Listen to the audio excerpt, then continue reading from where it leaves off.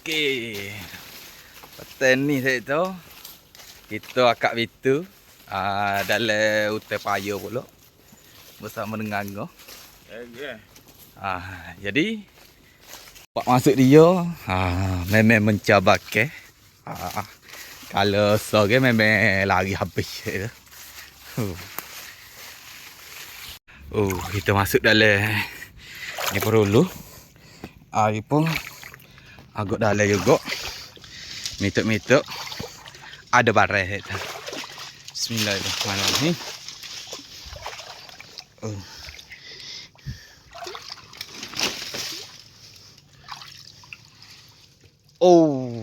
Alhamdulillah.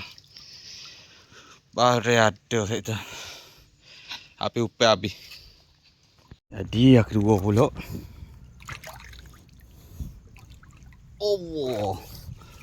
Are you amazing? Barang ada ngah. Ni tak ada geng. Tapi tak apa. 2 ekor dah betul boleh. Jadi kita akak dulu. Ni. Panjang tali.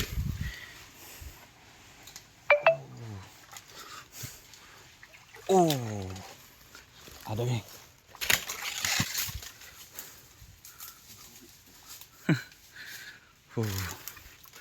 Ada. Kira bagi ikat itu ikan. Cepat tuku.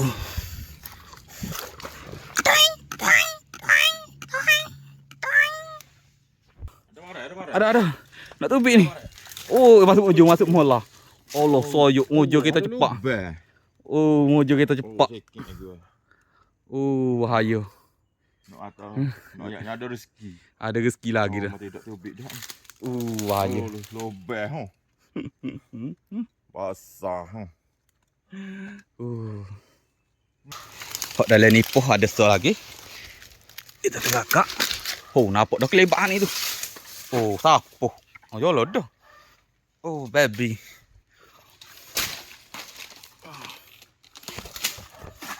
Tidak. It's baby crab. Okey saya tahu. Jadi inilah hasil kita hari ni. Ni kepai. Mantap padu, men.